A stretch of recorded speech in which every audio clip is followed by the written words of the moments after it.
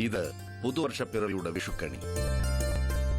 ബ്രാഹ്മ മുഹൂർത്തത്തിൽ ഐശ്വര്യത്തിന്റെ കാഴ്ചകൾ ഒരുക്കി ഒരാണ്ട് നിറയെ സമ്പൽ സമൃദ്ധമാകാൻ, മനസ്സ് നിറയെ നന്മകൾ നിറഞ്ഞു നിൽക്കാൻ കാണുന്ന വിഷുക്കണി. കണ്ണന് മുന്നിൽ ഓട്ടുരുളിയിൽ കർണികാര പൂങ്കുലകളും കണിവെള്ളരിയും ചക്കയും മാങ്ങയും പഴവർഗ്ഗങ്ങളും അടയ്ക്കയും വെറ്റിലയും നാളികേരവും സമ്പൽ സമൃദ്ധമായ പ്രകൃതിയുടെ നിറക്കാഴ്ചകൾ തീർക്കുന്നു. വാൽക്കണ്ണാടിയും കസവുമുണ്ടും സ്വർണവും ധനധാന്യങ്ങളുമെല്ലാം നിലവിളക്കിൻ പ്രകാശപ്പൊലിമയിൽ പ്രതീക്ഷയുടെ വിഷുക്കണിയായി പുതുവർഷത്തെ വരവേൽക്കുന്നു. മുത്തശ്ശി പുലർച്ചെ പൂജാമുറിയിൽ ഒരുക്കിയ വിഷുക്കണി കാണിക്കാൻ വീട്ടിലെ ഏറ്റവും ഇളയ കുട്ടിയെ കണ്ണ് പൊത്തിപ്പിടിച്ച് നടത്തിച്ച് കണി കാണിക്കും.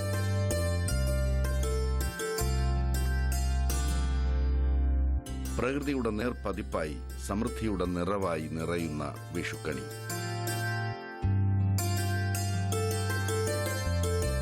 സ്വർണവർണ്ണത്തിൽ കർണികാരങ്ങൾ പൂത്തുലയാൻ തുടങ്ങുമ്പോഴേ മലയാളത്തിന്റെ മനസ്സിലേക്ക് വിഷുക്കാലം ഓടിയെത്തും. മേടപ്പുലരിയെ വിഷുവിനെ വരവേൽക്കാൻ പ്രകൃതി ആദ്യം അണിഞ്ഞൊരുങ്ങും. നാടെങ്ങും വിഷുവിനായി പൂക്കുന്ന കണിക്കൊന്നകൾ, കൊന്നകളിൽ നിറയെ പൂക്കൾ മാത്രം. മഞ്ഞപ്പട്ടിന്റെ ഉടയാട ചാർത്തി ഒരുങ്ങി നിൽക്കുന്ന കണിക്കൊന്നകൾ എങ്ങനെയാണ് പൂക്കാതിരിക്കുക? ഇത് വിഷുക്കാലമല്ലേ എന്ന് ഓരോ കണിക്കൊന്നയും ചോദിക്കുന്നു. എനിക്കാവതില്ലേ പൂക്കാതിരിക്കാൻ, എനിക്കാവതില്ലേ കണിക്കൊന്നയല്ലേ, വിഷുക്കാലമല്ലേ പൂക്കാതിരിക്കാൻ എനിക്കാവതില്ലേ. വിഷുക്കാലമെത്തിക്കഴിഞ്ഞാൽ ഉറക്കത്തിൽ ഞാൻ ഞെട്ടി ഞെട്ടിത്തരിക്കും. ഇരുൾ തൊപ്പി പൊക്കി പതുക്കെ പ്രഭാതം ചിരിക്കാൻ ശ്രമിക്കും.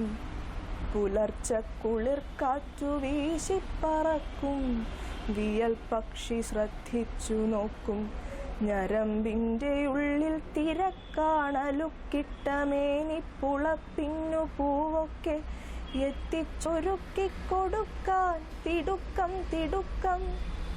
ഉണങ്ങിക്കരിഞ്ഞെന്നു തോന്നിച്ച കൊമ്പിൻ മുനമ്പിൽ തിളങ്ങുന്നു പൊന്നിൻ പതക്കങ്ങൾ.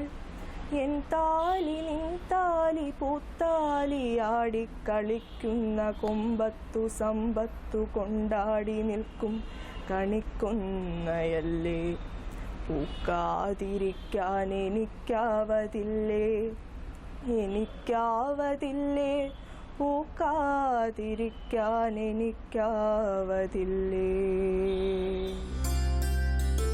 കണിക്കൊന്നയുടെ സമൃദ്ധമായ പൂവിടൽ മീനത്തിലെ കത്തുന്ന വേനലിനെതിരെയുള്ള ഒരു അതിജീവനത്തിന്റെ തന്ത്രമാണ്.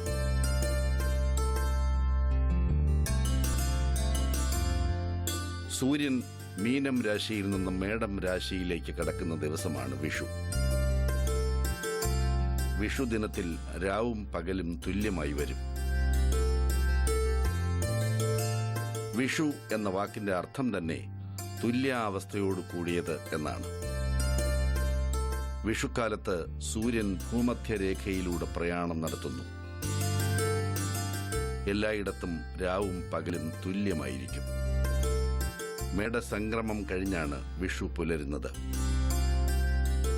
പടക്കം പൊട്ടിച്ചും പുത്തിരികൾ കത്തിച്ചും കുട്ടികൾ രാത്രിയെ ആഘോഷരാവാക്കി വിഷുവിനെ വരവേൽക്കുന്നു. വിഷുക്കണിക്ക് മുമ്പേ പ്രകാശത്തിന്റെ മറ്റൊരു കാഴ്ചയായി പൂത്തിരിയും മത്താപ്പും, അതിനൊപ്പം നിറയുന്ന ആഹ്ലാദത്തിന്റെ നിറവുകൾ. വിഷുദിനം ഒന്ന് പുലർന്നു കിട്ടാൻ കാത്തിരിക്കും കുട്ടികൾ, കണിക്കും കൈനീട്ടത്തിനുമായി.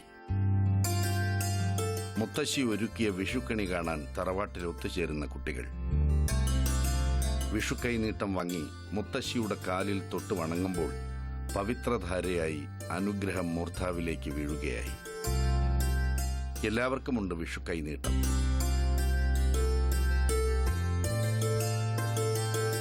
ഓരോരുത്തരായി വന്ന് കൈനീട്ടം വാങ്ങും. ബന്ധുക്കൾക്കും ജോലിക്കാർക്കും കൈനീട്ടം നൽകും. ഒരു വർഷത്തിന്റെ സമൃദ്ധിയിലേക്കുള്ള വിഷു കൈനീട്ടം.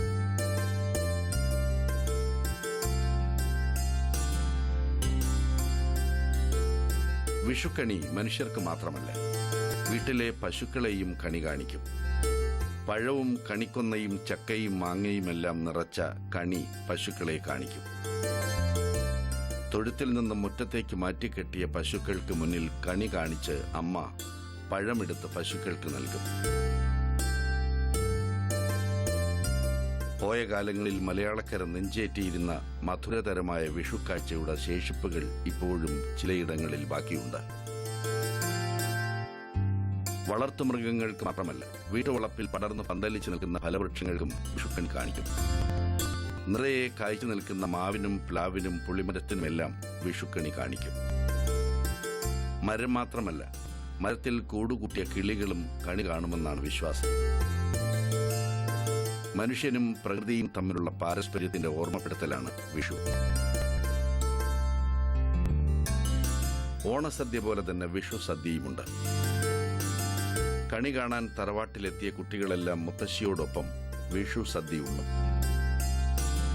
സ്വാദിഷ്ടമായ വിഷു സദ്യ. ഇതും ഒരു വർഷക്കാലം നിറഞ്ഞു നിൽക്കേണ്ട ഭക്ഷണ സമൃദ്ധിയുടെ വർഷാരംഭത്തിലെ ആദ്യ സദ്യയാണ്.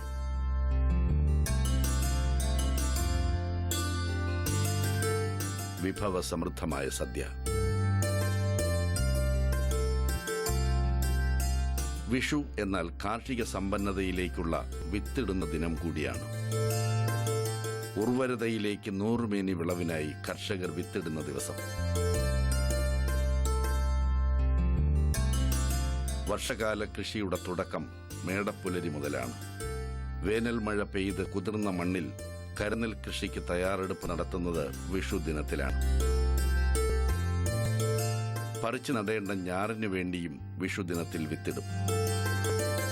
അശ്വതി ഞാറ്റുവേലയ്ക്ക് വിഷുവിന് മണ്ണിൽ വീണ വിത്ത് മഴ വരെ മണ്ണിൽ കിടക്കും, ഭരണിയിൽ ഇട്ടുവെച്ച ഉപ്പുമാങ്ങ പോലെ കേടാകാതെ. വിഷുവിനായുള്ള മുന്നൊരുക്കങ്ങളിൽ ഏറ്റവും പ്രധാനമാണ് കണിവെള്ളരി കൃഷി. വെള്ളരി കൃഷി തുടങ്ങിയിട്ട് 27 കൊല്ലമായി. എനിക്ക് ഇതിൻ്റെ വിപണനം ഉണ്ടായിരുന്നത് ഹെൽപ്പിലേക്ക് എക്സ്പോർട്ടിംഗ് ആയിരുന്നു ഈ 18 കൊല്ലം. ഇപ്പോൾ അടുത്ത് വെച്ച് ഈ 18 കൊല്ലത്തിന് ശേഷം ആണ് പിന്നെ ഒരു കർഷകൻ എന്നുള്ള രീതിയിൽ അറിയപ്പെടുന്നത് തന്നെ. വെള്ളരി നമ്മൾ വിഷു ആവശ്യത്തിന് കൃഷി ചെയ്യുകയാണെങ്കിൽ മകരമാസം പകുതിയോടെ അല്ലെങ്കിൽ ജനുവരി 20 അത് 20-ാം തീയതി കൂടി ചെയ്തെങ്കിലാണ് നമുക്ക് വിഷു ആവശ്യത്തിന് കിട്ടുള്ളൂ. 10,000 കിലോളം വെള്ളരിക്കാണ് ഞാൻ ഒരു വർഷത്തിൽ എനിക്ക് പൊട്ടിക്കാൻ കിട്ടുക.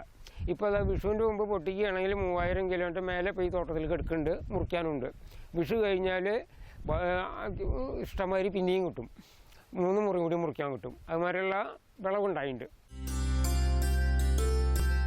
വിഷുക്കണി ഒരുക്കാൻ മാസങ്ങൾക്ക് മുമ്പേ വെള്ളരി കൃഷി തുടങ്ങും. സ്വർണ്ണവർണ്ണത്തിലുള്ള കണിവെള്ളരി കൃഷി ഏറെയും വടക്കൻ കേരളത്തിലാണ്. മധ്യ കേരളത്തിലും ചിലയിടങ്ങളിലെല്ലാം കണിവെള്ളരി കൃഷിയുണ്ട്.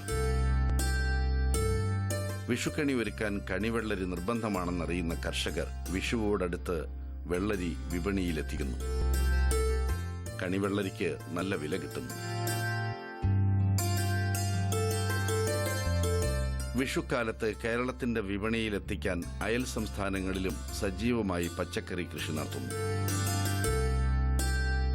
വിഷുക്കാലത്ത് കേരളത്തിന്റെ വിപണിയിലേക്ക് പതിവിലുമധികം പച്ചക്കറി എത്തും. വിഷുക്കാലം ഉത്സവകാലമാണ്.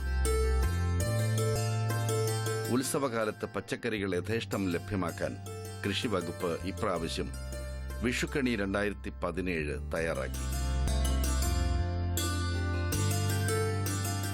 സംസ്ഥാന സർക്കാർ ഇദം പ്രഥമമായി നടത്തിയ വിഷു വിപണിയിൽ എല്ലാത്തരം പച്ചക്കറികളും എത്തിച്ചിരുന്നു. മണ്ണിന്റെ മണവുമായി വിഷു. സമൃദ്ധിയുടെ പച്ചപ്പണിന പാടങ്ങളിൽ വിളയുന്ന പച്ചക്കറികൾ. വിളവെടുക്കലിന്റെയും വിളവൊരുക്കലിന്റെയും വിഷുക്കാലം. സമൃദ്ധിയുടെ വിളനിലമൊരുക്കാൻ പാടത്തിറങ്ങുന്ന കർഷകർ. വിഷു കാർഷിക ആഘോഷങ്ങളുടെയും കാലം. പച്ചക്കറികൾ മാത്രമല്ല, വിഷു ഒരുക്കാൻ വേണ്ട കൃഷ്ണ വിഗ്രഹങ്ങളും തെരുവോരങ്ങളിൽ നിറയുന്ന വിഷുക്കാലം. അയൽ സംസ്ഥാനങ്ങളിൽ നിന്നെത്തുന്ന വഴിയോര കച്ചവടക്കാർ വിഷുവിനൊരുക്കിയ ശ്രീകൃഷ്ണ പ്രതിമകൾ.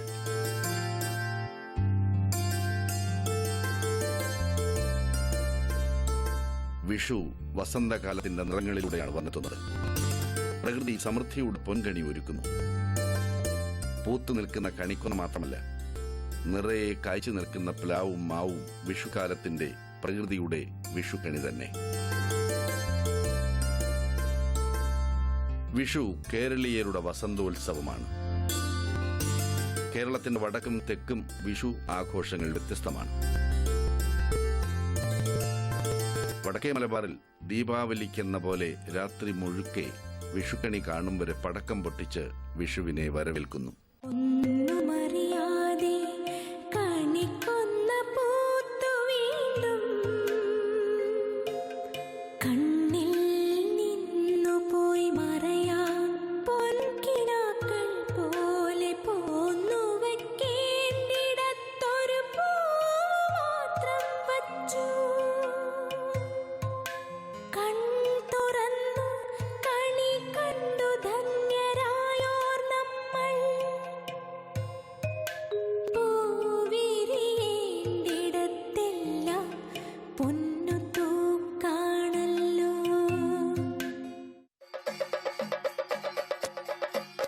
വിഷു ഉത്സവത്തിന്റെ ആരവങ്ങളുമായാണ് കടന്നുവരുന്നത്. വടക്കൻ കേരളത്തിൽ മീനത്തിലെ പൂരാഘോഷങ്ങൾ കഴിഞ്ഞെത്തുന്ന വിഷു. ഋതുമതികളാകാത്ത പെൺകുട്ടികൾ 9 നാൾ പൂരം നോറ്റ് ദേവീക്ഷേത്രങ്ങളിൽ പൂരംകുളി കഴിഞ്ഞ് പിന്നെ വിഷുവിന്റെ വരവാണ്. വേനലവധിയുടെ ഉത്സാഹത്തിമിർപ്പിലാണ് കുട്ടികൾ. പഠനവും പരീക്ഷാ ചൂടും കഴിഞ്ഞ് വേനൽക്കാല ക്യാമ്പിലെ ആഹ്ലാദങ്ങളും അറിവുകളും പങ്കിട്ട് ആഘോഷങ്ങളിലൂടെ പോകുമ്പോൾ പൂത്തുലഞ്ഞ കണിക്കൊന്ന ഓർമ്മിപ്പിക്കും, ഇതാ വിഷുക്കാലം ആരംഭിക്കുകയായെന്ന്.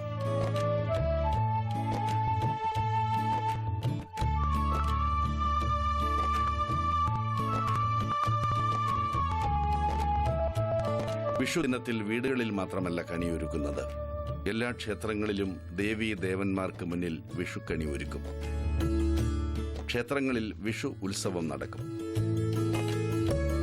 ക്ഷേത്രത്തിലെ വിഷുക്കണി കാണുന്നത് ഐശ്വര്യദായകമാണ്. പ്രാർത്ഥനാപൂർവം കാണുന്ന വിഷുക്കണി പ്രത്യാശയുടെ പൊൻതാലവുമായി കാർഷിക വിഭവങ്ങളിലൂടെ നമുക്ക് മുന്നിൽ തെളിയുന്ന പ്രഭാപൂരിതമായ വിഷു. തിന്മയുടെ മേൽ നന്മ നേടിയ വിജയത്തിന്റെ സമ്മോഹനമായ കഥയുടെ ഓർമ്മകൾ ഉണർത്തുന്ന വിഷു. മീനത്തിന്റെ ഊഷരതകളിൽ നിന്നും മേടത്തിന്റെ ഉർവരതകളിലേക്ക്, മീനം രാശിയിൽ നിന്നും മേടം രാശിയിലേക്ക് സൂര്യപ്രയാണത്തിന്റെ വിഷു. നന്മയുടെ ഒരു കുടന്ന കർണികാര പൂക്കളുമായി വിഷു ആശംസകൾ.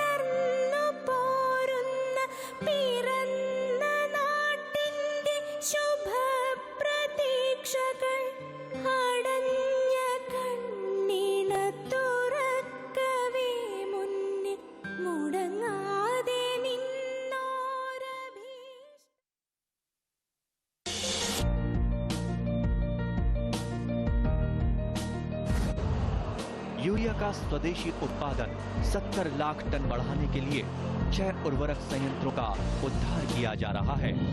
FCIL के गोरखपुर, सिंदरी, तलचर और रामागुंडम संयंत्र HFCL की बरौनी इकाई और BVFCL की नामरू 4th। सोने पर सुहागा ये है कि देश में अब बनेगा सिर्फ नीम लेपित यूरिया, क्योंकि इससे होगा किसानों का फायदा ही फायदा। अनाज का उत्पादन 10% तक बढ़ेगा, बढ़ेगी 10 से 15% नाइट्रोजन क्षमता।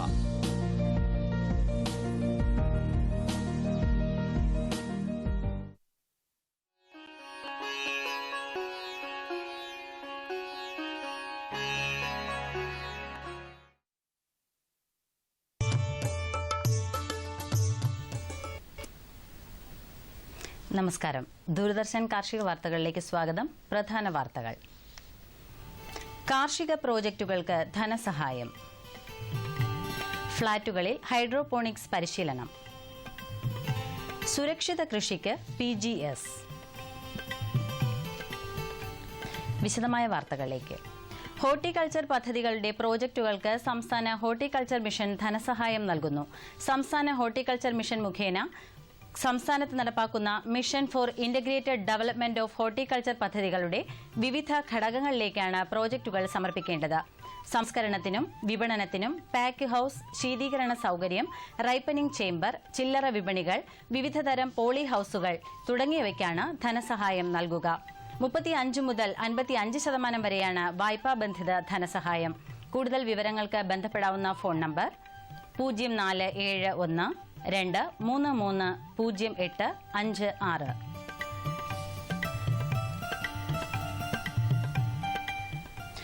കേരളത്തിൽ തെങ്ങിൻ തൈ നടാൻ ഏറ്റവും അനുയോജ്യമായ സമയമാണ് പത്താമുദയം. നേര്യമംഗലം നാളികേര വികസന board farm, CPCRI Kasaragod, CPCRI Kayamkulam, നാളികേര ഗവേഷണ കേന്ദ്രം ബാലരാമപുരം, കാർഷിക ഗവേഷണ കേന്ദ്രം പീലിക്കോട്, കൂടാതെ കൃഷിവകുപ്പിന്റെ വലിയതുറ, കഴക്കൂട്ടം, കരുനാഗപ്പള്ളി, നേര്യമംഗലം, പരപ്പനങ്ങാടി, തിക്കോടി, പാലക്കാട് നാളികേര നഴ്സറി എന്നിവിടങ്ങളിൽ മികച്ച തെങ്ങിൻ തൈകൾ ലഭ്യമാണ്. ഫ്ളാറ്റുകളിൽ താമസിക്കുന്ന നഗരവാസികൾക്ക് മണ്ണോ ചകിരിച്ചോറോ ആശ്രയിക്കാതെ വെള്ളത്തെ മാത്രം ആശ്രയിച്ച് കൃഷി ചെയ്യാൻ സഹായകമായ നൂതന സാങ്കേതിക വിദ്യ കേരള കാർഷിക സർവകലാശാലയുടെ hi-tech research and training unit നടപ്പാക്കി വരുന്നു. ഇതിനു പുറമെ പോളി ഹൌസ് ഫാമിംഗ്, ഹൈടെക് അടുക്കളത്തോട്ടം, അക്വാപോണിക്സ്, ഹൈഡ്രോപോണിക്സ് എന്നിവയുടെ പരിശീലനവും നൽകി വരുന്നുണ്ട്. അക്വാപോണിക്സ് രീതിയിൽ പയർ, തക്കാളി, സലാഡ് വെള്ളരി, ക്യാബേജ്, കോളിഫ്ലവർ, ചീര, വെണ്ട, വഴുതന, മിന്റ് തുടങ്ങിയ വിളകൾ വളരെ നല്ല രീതിയിൽ കൃഷി ചെയ്യാൻ പരിശീലനത്തിലൂടെ കഴിയും. ഈ കൃഷിരീതികളിൽ പരിശീലനം നേടാൻ ആഗ്രഹിക്കുന്നവർക്ക് ബന്ധപ്പെടാവുന്ന ഫോൺ നമ്പർ 7025 498 850.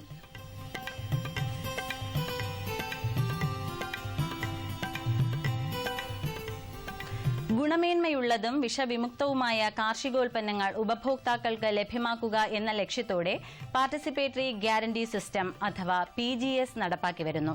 ഒരു പ്രദേശത്ത് ഒരുപോലെയുള്ള കൃഷിരീതികൾ അവലംബിക്കുന്ന കർഷകർ പരസ്പരം കൃഷിരീതികൾ പരിശോധിച്ച് അവ ജൈവ കൃഷിരീതിയാണെന്ന് ഉറപ്പുവരുത്തിയ ശേഷം ഉൽപ്പന്നങ്ങളുടെ ഉപഭോക്താക്കൾക്കും കച്ചവടക്കാർക്കും കൂട്ടുത്തരവാദിത്വത്തിൽ നൽകുന്ന വിശ്വാസ്യതയാണ് PGS. ഇതുപ്രകാരം 2 തരം സർട്ടിഫിക്കേഷൻ നൽകുന്നു. ജൈവ കൃഷിയിലേക്ക് പൂർണ്ണമായും മാറിയ കർഷകന് PGS ഓർഗാനിക്കായും, സുരക്ഷിത കൃഷിയിലേക്ക് മാറുന്ന കർഷകന് PGS ഗ്രീനായുമാണ് സർട്ടിഫിക്കറ്റ് നൽകുന്നത്. വിശദവിവരങ്ങൾക്ക് ബന്ധപ്പെടാവുന്ന വിലാസം ചീഫ് എക്സിക്യൂട്ടീവ് ഓഫീസർ VFPCK, മൈത്രി ഭവൻ, കാക്കനാട്, കൊച്ചി 37. Phone number 0484 288 1333.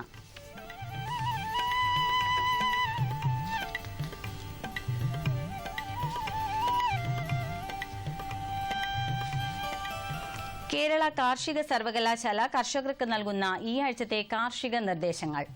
കശുമാവിൻ തോപ്പിലെ വിളവെടുപ്പ്, വിത്തണ്ടി ശേഖരണം, പതിവയ്ക്കൽ എന്നീ പ്രവർത്തനങ്ങൾ തുടരാവുന്നതാണ്. ഇടവിളകൾ കൃഷി ചെയ്യുന്നുണ്ടെങ്കിൽ അവയ്ക്കുള്ള പ്രാരംഭ പ്രവർത്തനങ്ങൾ ആരംഭിക്കേണ്ട സമയമായി.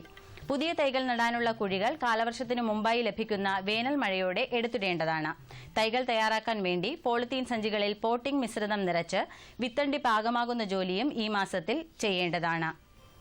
ഏപ്രിൽ മാസത്തിൽ വേനൽ മഴ ലഭിക്കുന്നതോടെ ഇഞ്ചി നടാവുന്നതാണ്. 20 x 20 സെന്റിമീറ്റർ അകലത്തിൽ ചെറുകുഴികളിൽ ഒരു മുകളമെങ്കിലും മുകളിലേക്ക് വരത്തക്കവണ്ണം വിത്തിഞ്ചി നടാവുന്നതാണ്. വാഴ, പ്ലാവ്, മാവ്, അവക്കാഡോ, ലിച്ചി, സ്ട്രോബെറി, കൈതച്ചക്ക, പപ്പായ കൃഷികൾക്കും സങ്കരയിനം പച്ചക്കറി കൃഷി, പുഷ്പകൃഷി, സുഗന്ധവ്യഞ്ജന വിളകളായ ഇഞ്ചി, മഞ്ഞൾ, കുരുമുളക്, തോട്ടവിളയായ കശുമാവ്, കൊക്കോ എന്നീ കൃഷികൾക്കും കണിക ജലസേചനം, സ്പ്രിംഗ്ലർ ജലസേചനം, ഹോർട്ടിക്കൾച്ചർ മേഖലയിലെ യന്ത്രവത്കരണം എന്നിവയ്ക്കും സംസ്ഥാന ഹോർട്ടിക്കൾച്ചർ മിഷൻ ധനസഹായം നൽകുന്നു. കൂടാതെ സഹകരണ സംഘങ്ങൾക്കും കർഷക കൂട്ടായ്മയ്ക്കും വിപണനം മെച്ചപ്പെടുത്താനായി ഗ്രാമീണ ചന്തകൾ ആരംഭിക്കുന്നതിനുള്ള ധനസഹായവും നൽകുന്നതാണ്. കൂടുതൽ വിവരങ്ങൾക്ക് 0471 233 0856 0471 233 0867 എന്നീ നമ്പറുകളിൽ ബന്ധപ്പെടുക. സന്ദർശിക്കാവുന്ന വെബ്സൈറ്റ് www.nhm.nic.in.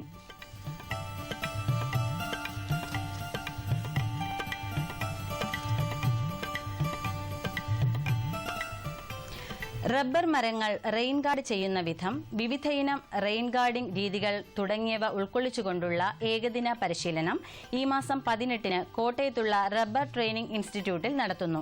വിശദവിവരങ്ങൾക്ക് വിളിക്കാവുന്ന ഫോൺ നമ്പർ 0481 235 1313 0481 235 3127.